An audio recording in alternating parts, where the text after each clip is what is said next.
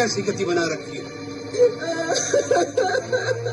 तुम्हारी नाक पर ये घाव कैसा है? ये घाव नहीं है, तलवार से प्रहार किया गया है। क्या? तलवार से प्रहार? हाँ भैया, ये शूर्पणखा की नाक नहीं कटी है, ये लंकेश्वर महाराजा रावण की नाक काटी गई है। आप यहाँ राग रंग में भूले बैठे हैं कि शत्रु ने आपकी सीमा पर आक्रमण करके आपकी अग्रिम छावनी को विध्वंस कर दिया है। छावनी को विध्वंस कर दिया है? तो जनस्थान में बैठे खरदूषण क्या कर रहे हैं? खरदूषण युद्ध में मारे गए हैं। उनको मारना तो काल के लिए भी असंभव था।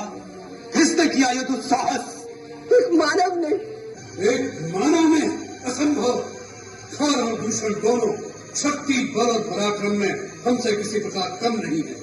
एक मानव ने उन्हें मार डाला, इस बात पर हम विश्वास नहीं करते। असंपन्न, तुम चुप क्यों हो? शूर्पणखा कहती है, क्या ये सत्य है? हाँ, ये सत्य है महाराज।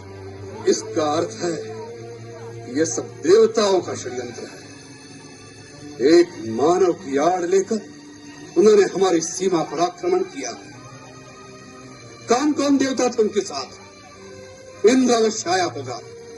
बताओ, कौन कौन देवता उनकी सहायता करने आए थे?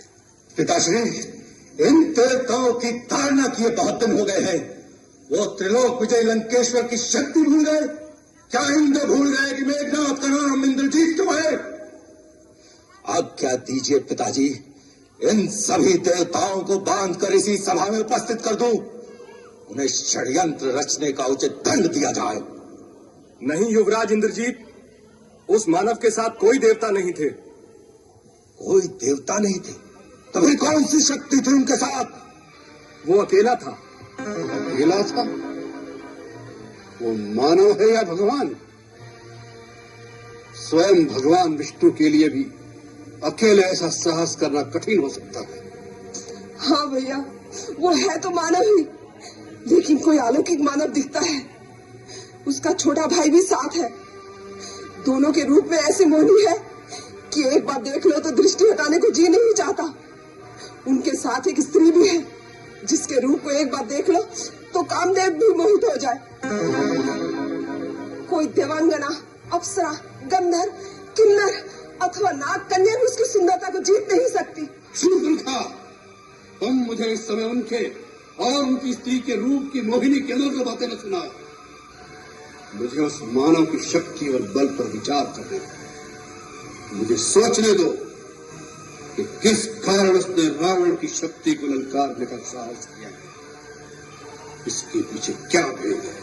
वही तो मैं कह रही हूँ। उसका भेद केवल इतना ही है कि जब मैंने उस स्त्री को देखा तो मैंने सोचा, जिस प्रकार संसार की हर उत्तम वस्तु महाराजा रावण के पास है, उसी प्रकार इस नारी को भी लंकेश्वर के राजमहल की शोभा होना चाहिए। यह सोचकर ही मैं उस नारी को आपके लिए उठाने गई कि दोनों भाइयों ने मुझ पर आक्रमण करके मेरी ये दुर्दशा कर दी। जब मैंने कहा कि मैं लंकापति रावण की बहन हूँ, मेरी हंसी उड़ाई गई। उतना ही नहीं, मेरे नाक को काटकर आपको चुनौती भेजी है और कहा है कि जाकर अपने भाई से कह दो कि अपनी वीरता पर इतना अभिमान है तो स्वयं आकर ले जाए सुंदरी को, नहीं तो अपनी लड़की बहन के आंचल में मुंह छिपाकर लंका से भी भाग जाए। बस करो शूर्पणखा। क्षमा करें महाराज, मेरा हृदय अपमान की ज्वाला से धड़क रहा है। उन्होंने आपकी बहन के नाक काटकर असुरों को एक तरह से चुनौती भेजी है, आपकी वीरता को ललकारा है। अगर आप में आत्म सम्मान की भावना है तो आज ही उस स्त्री को छीन कर उनसे ले आइए और उन दोनों मानवों को मेरे हवाले कर दीजिए, ताकि मैं उन दोनों को अपनी इच्छा अनुसार दंड दूं। तभी मेरे इस अपमान का बदला पूरा होगा। शूर्पणखा, हम तुम्हारे अपमान और अपने भाइयों की मृत्यु का बदला लेना हमारा प्रथम कर्तव्य समझते हैं।